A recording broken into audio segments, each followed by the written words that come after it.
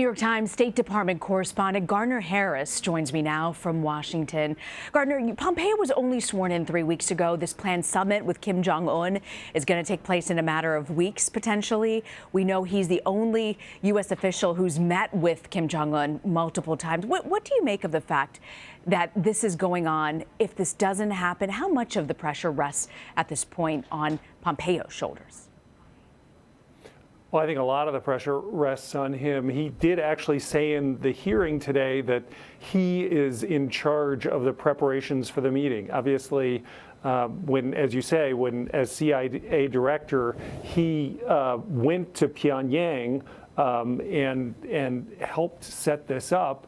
This is an administration with a lot of different power centers, including John Bolton, the National Security Advisor, but Pompeo made very clear today that he is in charge of this meeting. He also, the president yesterday sort of backed away from his longtime insistence that North Korea give up its nuclear weapons entirely before any sanctions could be lifted. And the president kind of suggested that may not be the total demand now, but Pompeo repeated that demand today, suggesting that this administration still isn't quite sure what it's going to get out of this meeting. Interesting to hear you say they're not sure what they might get out of. There's so many players. You've got China, you've got South Korea, you've got all these world leaders sort of vying to have some sort of a stake in this, a part in this as well.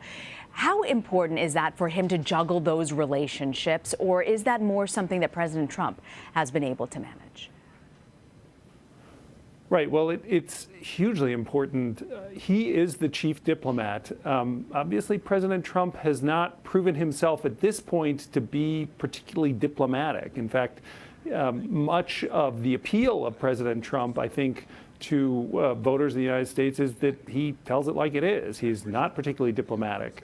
And so juggling all of those various very deep interests is going to be a huge challenge. Just today at the State Department, of course, as you know, China's foreign minister came for talks with Mr. Pompeo that included discussions about this upcoming summit meeting with the North Korean leader. And the minister counselor, Wang Yi, said in this that now is the time for the United States to grab the opportunity for peace. But as we have heard increasingly over the last few days, the North Koreans are sending increasingly fraught signals about whether they're ready to talk to the Americans about giving up their nuclear weapons. The president said today that we would know within a week whether this meeting is going to happen. So there's lots still in the offing here. And, Pompeo came in and he said he wants the State Department to get its swagger back. How much has changed at the State Department since Rex Tillerson left his post?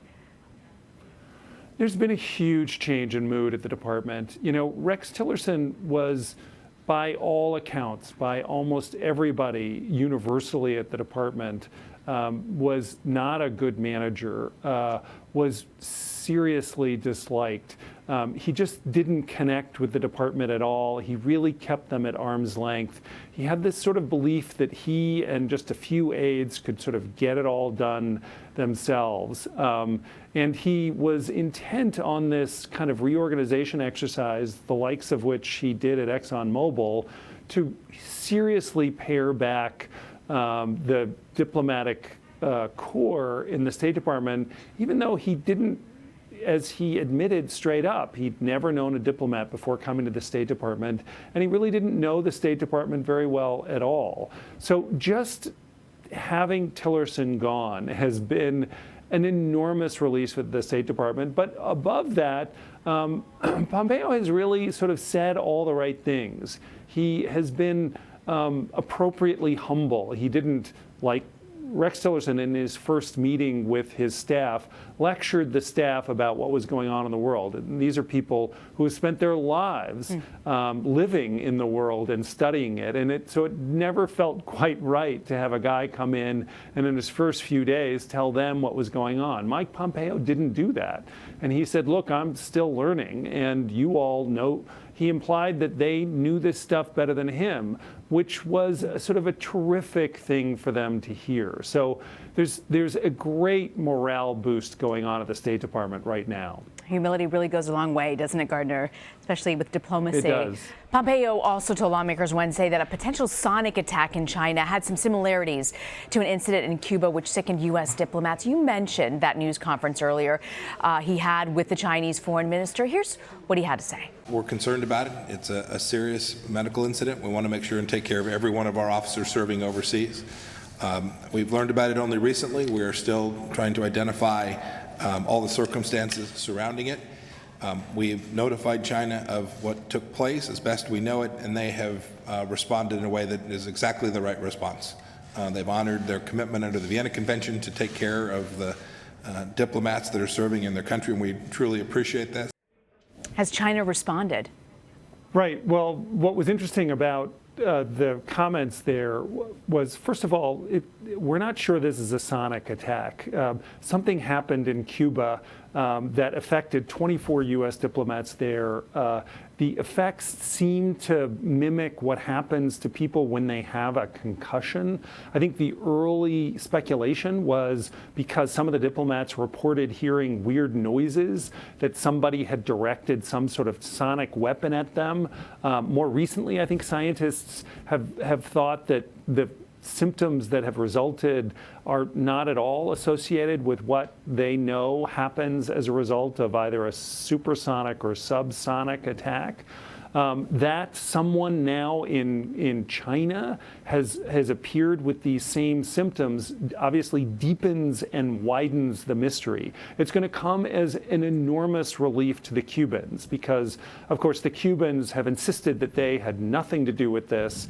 And there had been some speculation that Cuba was not responsible, that there might have been some other foreign power that had attacked the diplomats without either Cuba knowing, or perhaps Cuba did know but wasn't really behind it. It obviously would beggar belief that the Cubans might be going after U.S. diplomats in this city, Guangzhou, in China. So nobody really knows what's going on, but the fact that yet another diplomat is showing up with these symptoms is very significant. Do you think that this could somehow impact U.S.-China relations going forward? It very much could. Obviously, the United States ended up expelling 15 Cuban diplomats in the wake of that incident. It also brought its staff in Havana down to skeletal levels. Now, in his confirmation hearings, Mike Pompeo suggested that he wanted to return the diplomatic contingent of the United States in Havana to normal levels. He has expressed before, and he did again today, that he wants the State Department to be everywhere around the world. He called it, and he wanted to be an expeditionary diplomatic force.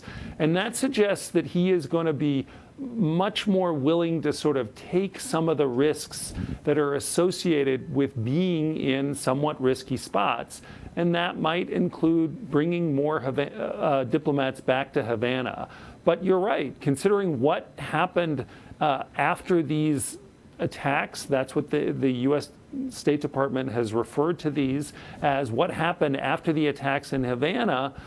This certainly could play into the increasing difficulties between China and the United States. You know, there's a lot of things on the table between those two countries. Obviously, President Trump has threatened a variety of trade actions against China. Just today, the United States announced that it was withdrawing its invitation to China to participate in military exercises in the South China Sea, largely because the United States is so concerned about China's growing militarization of that area. And then, of course, there's the summit with North Korea, which President Trump recently speculated the reason why the North Korean leader has sort of started to, or North Koreans have started to express some uncertainty about, may be because of the Chinese. Lots going on with China. This just adds to the mix. Gardiner Harris, so grateful you could join us from the New York Times. Happy to be here, Rena.